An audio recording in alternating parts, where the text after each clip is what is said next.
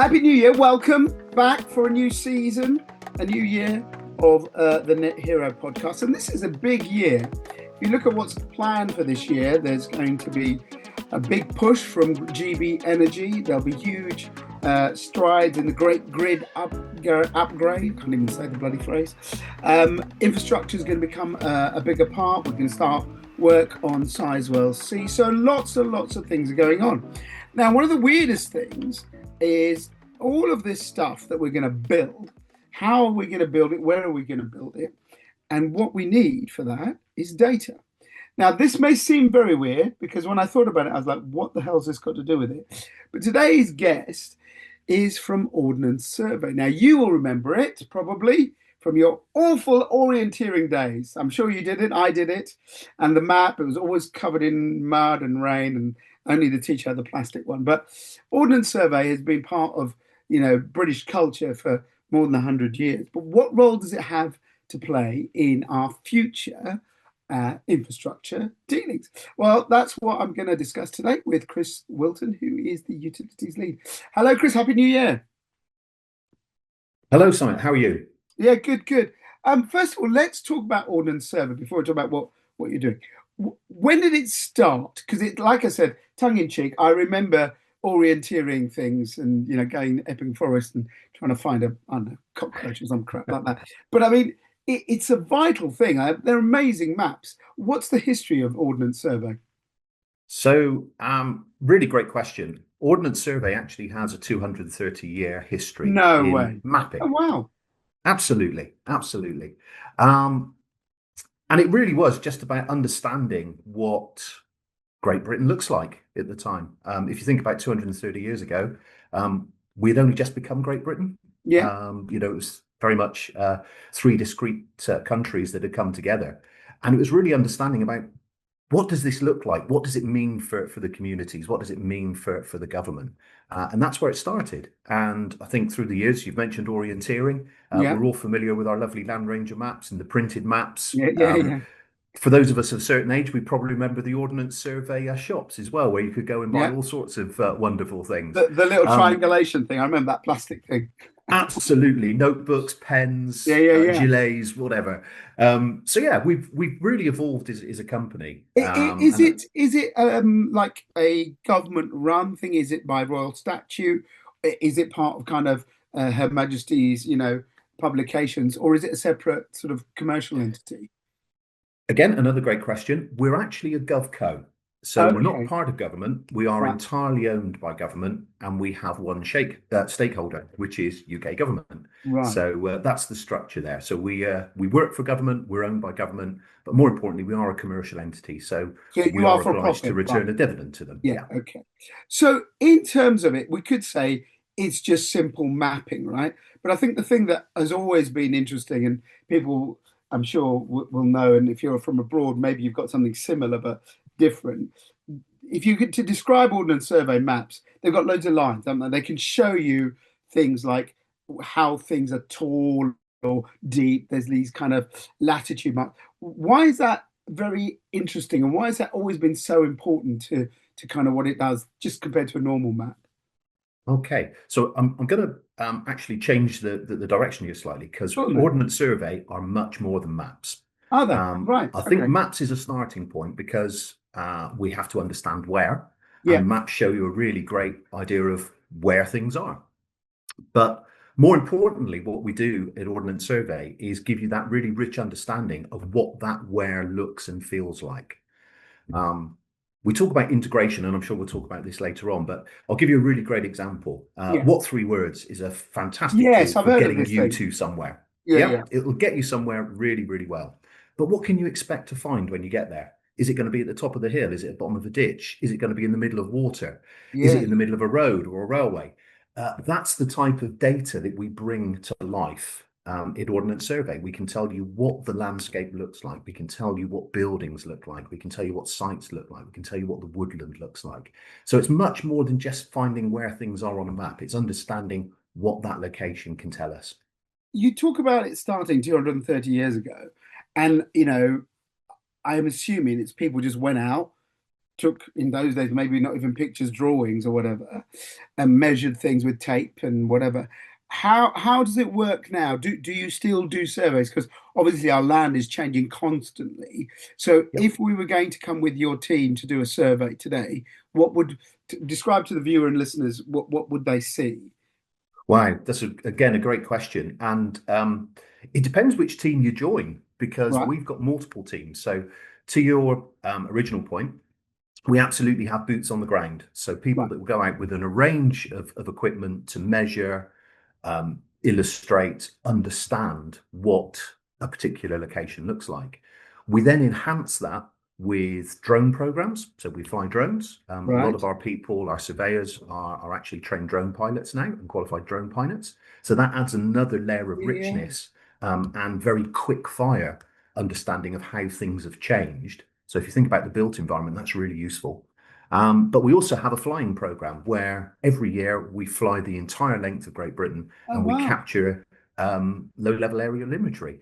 And that, through our production process, is turned into an array of products, which include all of the rich data that we've talked about. You know, where the trees are, where the roads are, where the railways are, where the buildings are, what the buildings look like, how tall are the buildings, and lots of other things. Um, so, as I say, it's much more than maps. It's this whole data factory that brings this really rich understanding together. And to give you some context on that, every year we publish around 700 million features and attributes that are in our Wow. data about what the country looks like. And daily we process about 30,000 updates to our data. That's crazy. So can you go down as far as, I don't know, do you show a manhole cover, right? Do you go down to that sort of level? Or do you go, right, okay, this is a woodland and, there's a ditch and everything like that? Is it more generic? I mean, how far? Because people have seen Google Maps, right? People can see the Google Mhm. camera car goes around and you can zoom in a bit and all of that. But that's a very different thing to what your guys are doing. So how detailed does it go? So, in terms of the actual data structure, we are accurate to within centimeter. It really, Centimeters. really Wow. center in terms of the data on a map, Wow. we can be that accurate. In terms of imagery, because of processing in things and Yes. the cost of processing, generally imagery is accurate to about 25 centimeters. So again, even if you think about the process of flying a plane, all of Yeah, yeah. the practicalities of turning that into something that you and I can view and understand what it means, yeah, it's very accurate, and I think that's one of the big things with Ordnance Survey. We are the authoritative source of Yes. that location data for GB, and that is So, part of our role as a GovCo. so you provide this raw data, right? At Mhm. present, we're going to talk about energy in a second, but who would use it, right? So obviously, we're talking about us, the casual. Someone's going for a walk, they get an Ordnance Survey map. Probably now it's probably on your phone. I have no idea. I haven't seen it for years, but Absolutely. and you follow it, and you can have the topography, etc. But if I'm a business, when would I come across you? Who would use you? Is it just people who are kind of like, builders looking at a site and they're digging it up? Is it developers? Who uses your data day to day? Oh, what a fantastic question again. Um, in some shape or form, all of the services that we are used to seeing and using every day will be underpinned by Ordnance Survey data. And that's everything from local authorities using it to plan bus routes, Yeah, schools, healthcare, right. community care, where the best location for a bus shelter is going to be. Ah, Um, Local authorities use it immensely. Government departments use it immensely. Obviously, we're going to be talking about the energy and utility sector. It underpins so many things. And if we talk about the location side of things, but if you think about what I said there, what can we tell you about those locations, addresses, what buildings look like? Insurers use it, banks use it, oh, wow. everybody uses it. And right Ah, the way through, as you said, to our ranger maps are now on an app. You can take your phone with you and you can have Ordnance Survey in your pocket and it'll get you where you need to be. so, in terms of kind of when we talk about the built environment, and as I said at the beginning, this year will be a year where there is a lot of push. They're trying to push on the infrastructure side of things. From Let's think of things people can understand, right? The building of a new football stadium, right? For example, my team, the mighty Leighton Orient, looking for a stadium, and they'll be probably looking at the grounds in Waltham Forest, and they'll be at the site. To you mentioned, where would you put a solar traffic light? Yeah, powered, but where all of that stuff. Is it that diverse that basically, big or small, this data is becoming more and more important because of the way we're shifting what we're doing? Yeah, absolutely. I think it's a really great point because big or small, I think absolutely nails it.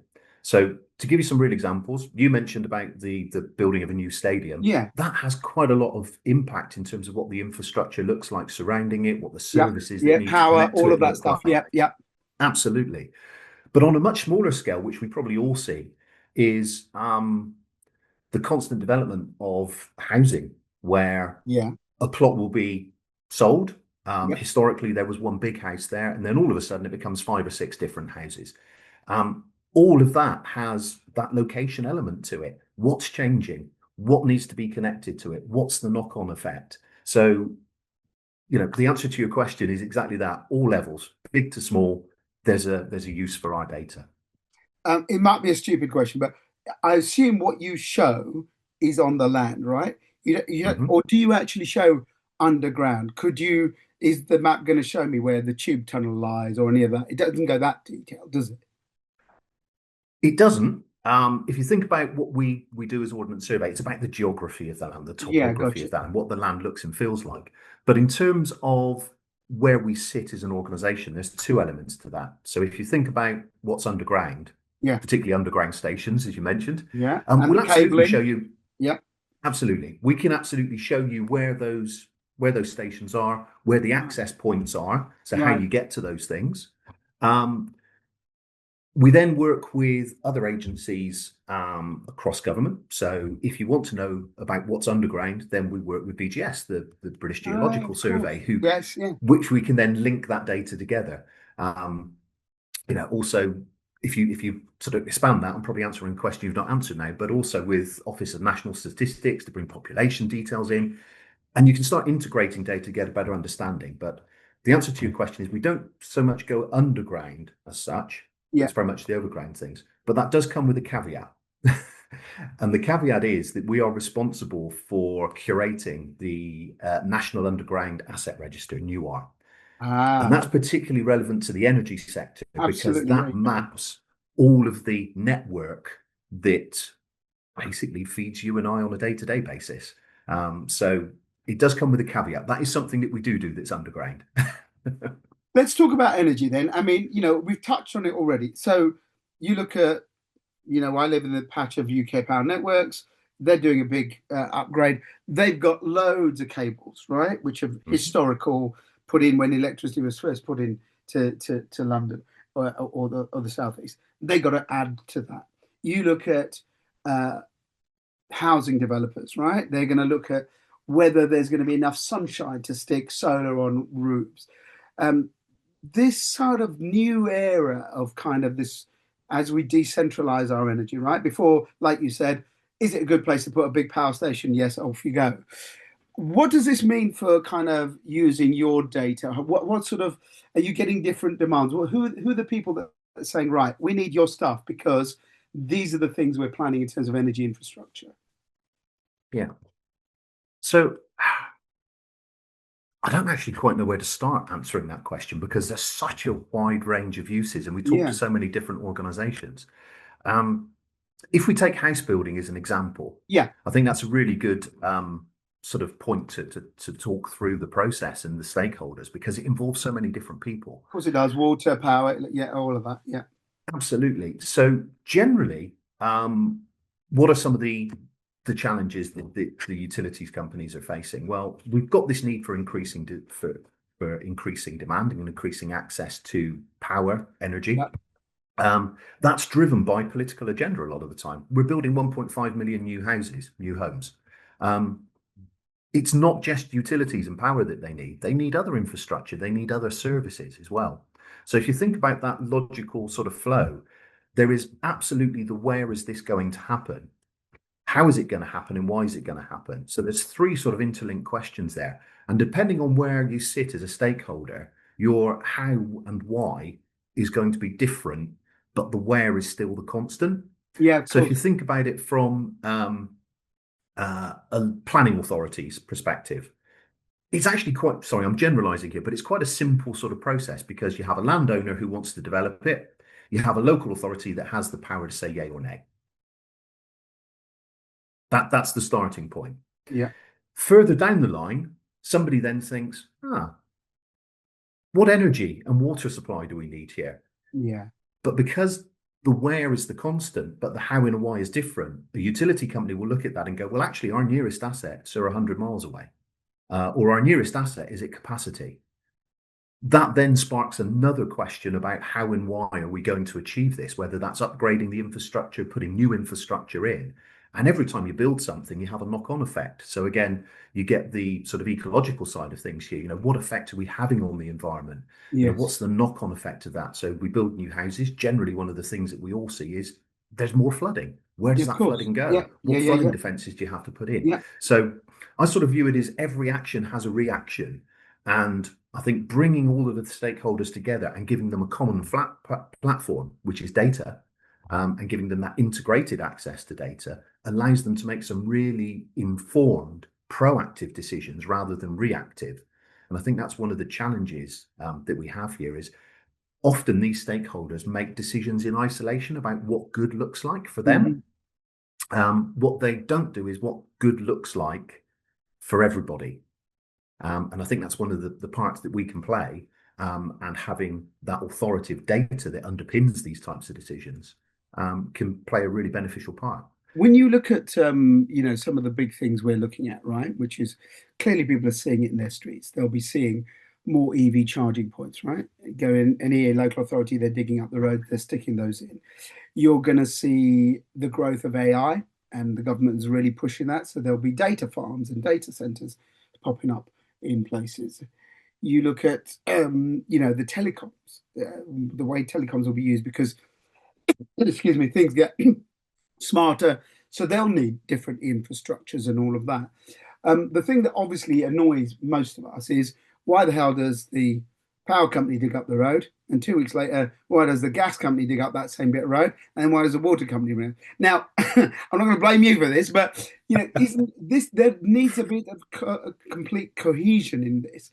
Can things that you guys do help with that, or is that just simply the way things have always been? No, I think you've given me a great segue into doing a bit of a plug now because we talked about people making decisions in isolation. Yes. They look at it through a very narrow lens. So Yeah.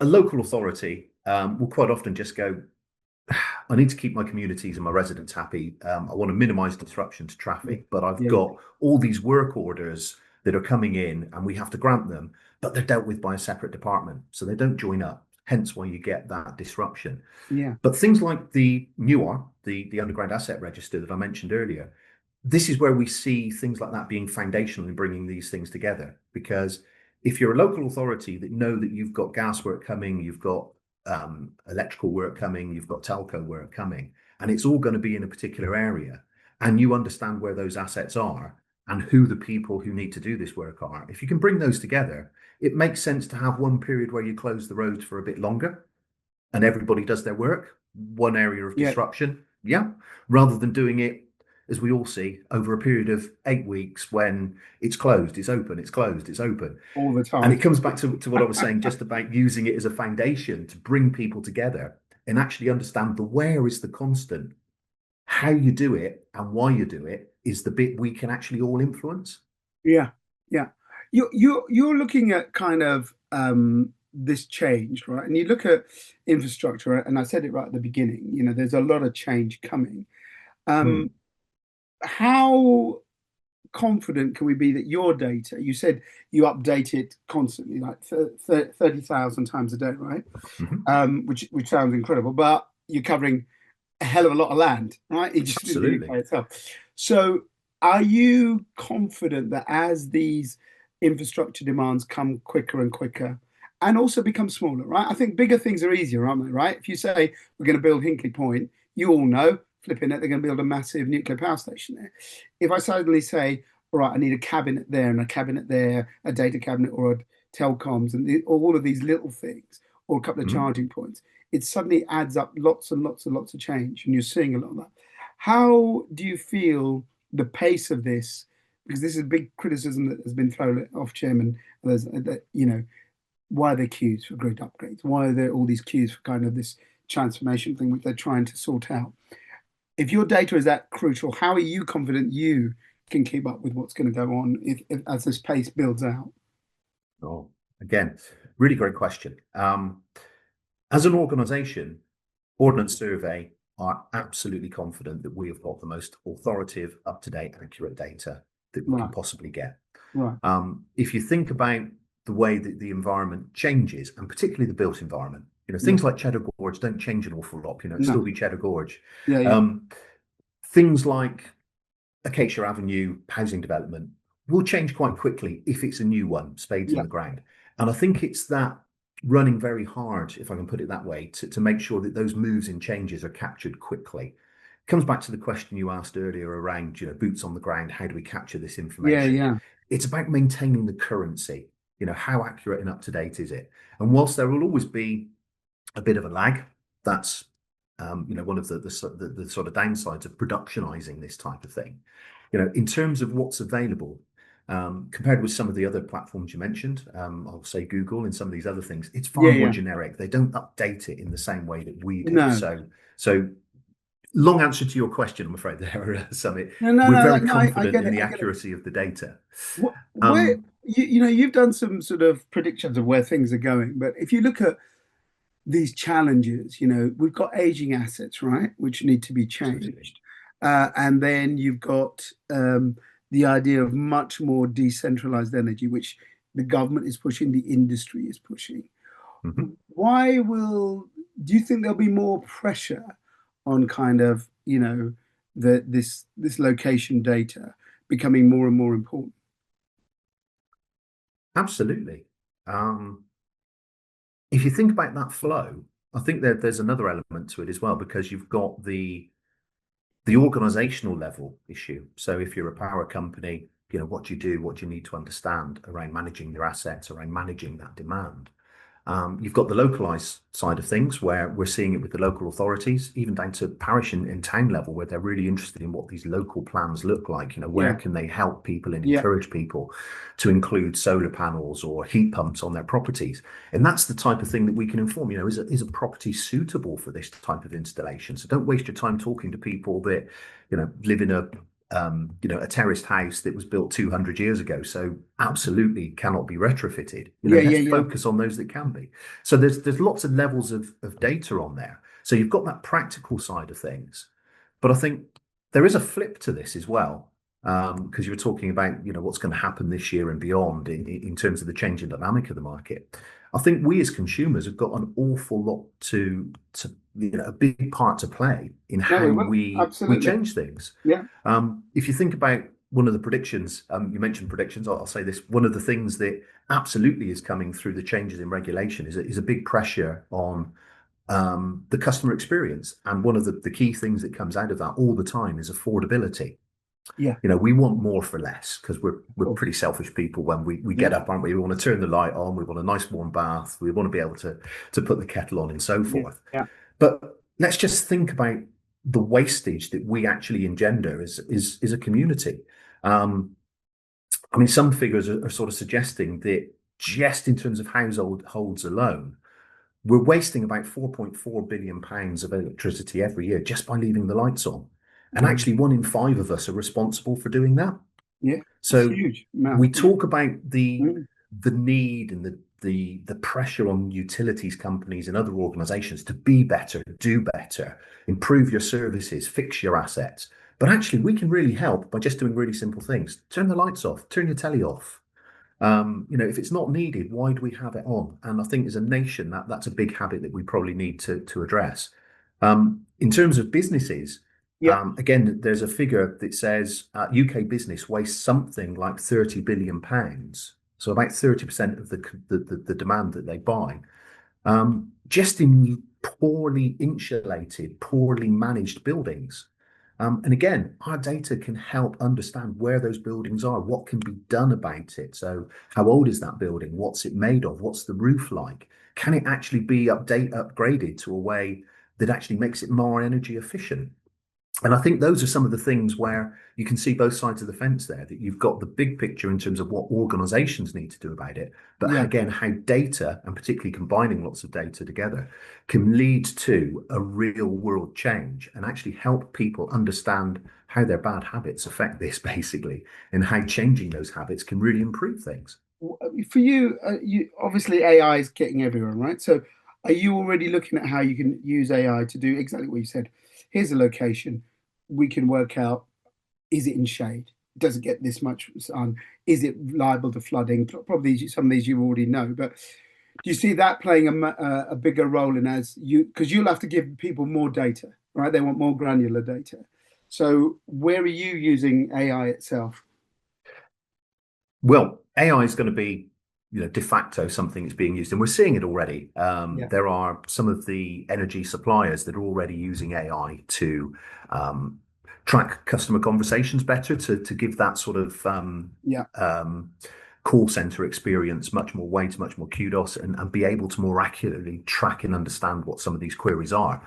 That's at one end, but I think translating that into what we do as an organization, we've talked a lot about features and attributes and all the yeah, yeah. updates we make, what our data can tell you. If you're not a geospatial geek, sometimes that can feel a bit overwhelming. So where we really see AI playing a part is being able to distill that into something that's really bite-sized, distillable for you and I. So how many houses in my area are suitable for solar panels? Boom, boom. There we go. The Right. data in the background is exactly the same. The point of access is much easier. Are And I you think in that's that where I really stage? see AI Sorry, coming. sorry to interrupt, but are you in that stage now where you could answer that? So you could say to a developer, by the way, you'll only be able to build, I don't know, 10% of houses here will have enough daylight to do what you want. Are you there yet, or is this still a little way away from giving those very simple but important answers? Okay, so I think there's actually two sort of questions there, Summit. So I'll Yeah, try and answer both of them if I can. In terms of the technology, absolutely, we're getting there. We're looking at how we enhance our user experience. So the sort of the GUIs, the interfaces, yeah, the type of ways of accessing our data. We're running really, really hard to bring that to life and make it more accessible to a wider amount of people. Um, one of the things that government want, you mentioned about um, their desire for AI and other things, but yeah. absolutely they want OS data to be available in more destinations. They want us to hit more places, make us more accessible to people, and things like AI are going to help. So we're running really hard on that interface side of things, how people can get in. That's question one. The second part of your question was about, can we give de facto answers on X Yes, number of properties and yes, things would be exactly. available. Um, I think I've mentioned this a couple of times, but I think that's where the integration and the understanding of data and the power of that data comes together, Right, because we can de facto tell you what an area looks like. gotcha. We can tell you the extent of Yeah, the houses, what their gardens look like. We can tell you if it is actually a garden with grass, or we can tell you if it's a man-made material. yeah, yeah, yeah. So there's lots of things that we can tell you about what that place looks like. But again, going back to one of the earlier points I made about the various stakeholders, different stakeholders will have a different view on what that looks like. So if we talk about solar, is a really Yeah, great example. You may have one side of it where your parish council, your town council is really wanting to encourage people to take up the use of yeah, localized solar. yeah, So actually sort of being able to inform them which houses are available and suitable for solar panel placement. The roof aspect is right, the construction is right, and so forth, is absolutely brilliant. So there may be a very particular focus where we can go, yes, we can absolutely answer that question. yeah, But when you start rolling that up into some of the bigger pictures, that says, well, if we've identified the number of houses that are suitable for solar, is that going to be localized? Is there actually a municipal sort of angle to this where the local authority is looking at having a community based system as opposed to an individual based system? How does that get stored? How does it get transmitted? That brings different questions that need to be answered. And I think that's where, again, going back to the stakeholders and the lens that they look at this through is really great, because the more relevant stakeholders we can get together looking at the same problem in the same way is great. And I think even if they're not in the same room, having that consistent data format served in a consistent way allows them to look at the problem in a very similar way, even though it will still be skewed towards their own sort of point. Um, I've probably said a lot of words there. So to give you another example there, new connections in a housing development. Yeah, Two things that are absolutely fundamental, but will be looked at completely different, is how a water company connects their utility supply to that property to how an electricity company will connect their supply to that property. The question fundamentally is the same. I want to get up in the morning and I want my yeah, services to of work. course you do. Both companies wrestle with very different challenges to make that happen. And I think that's where that where is really important when you think about the why and the how, because the why and the how changes. The where is the constant. Before we go, what do you feel, you know, these are bold plans, right? The government set out. You're in the energy side of it all, so you're across it, and you know the cost and challenges. But do you believe that this kind of, some say it's like going back 100 and something years to like railways, the big huge rollout of railways, or the big huge rollout of electricity or even gas, right? Are we going to be able to do this? Because the world's very different. People are much more savvy. They complain a lot more. People didn't mind when people just dug up and created a huge tunnel and built some tubes, but that's 100 years ago. um, where will we be going with this infrastructure bill, do you think? Are you confident that enough data and the way things are moving with technology that we can do it? Because it's a big ask, what's being planned in the next couple of years. Hmm. Oh, I think the headline answer to that is yes, we can get where we need to be. There is a surplus of data out there. I Yeah, think the real challenge is how we harness that in a way that's meaningful. Um, it's another one of these things that's almost been commoditized. It's served up there, and people can give you data on all sorts correct. of Yeah, things. absolutely. If you're a runner, Strava tells you all sorts Yeah, of yeah, all of data those about stuff. how Yeah, you absolutely. run, your Yeah, habits, yeah, yeah. etc. We've got this real hunger to consume all this data, but I think we need to do it in a structured way, and really be laser focused on what it means. So again, I'm going to go back to the increasing demand, the fact that we need to build 1.5 million homes. We actually have to be laser focused in terms of what that means. What are the right developments to pursue? Really, we should be focusing on the ones where actually existing utilities are easy to connect to that development. Let's not ruin the landscape by building No, some no, new it's a fair infrastructure point just that to serve TPRE these. talked about. Yeah, not enough brownfield development. Absolutely. Absolutely. So again, that's where we can inform. If somebody's putting a planning application in, is it brownfield? Is it greenfield? Is it greyfield even? Yeah. What's the suitability and the capacity within various networks to serve this? Is it close to a water supply? Actually, do we even need to think about a water supply? Here's another thing when we're talking about, the sort of resilience side of things. One of the bad habits we've really got is a nation is we use clean water to flush our toilets. Yeah. Why? Why? We shouldn't have a much better grey water Yeah. system, Yeah. harvest some of that Sure. rainwater and Mm. use it then for some of these non-essential purposes. Let's really look after this really valuable resource.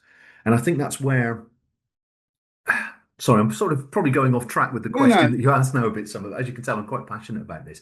But I think that's really where good data used in the right way Yeah. and integrated across the right stakeholders allows us to get the best compromise for all of the conflicting agendas.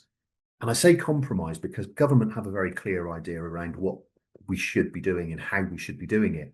The practicalities of implementing that can be quite different, quite different and difficult.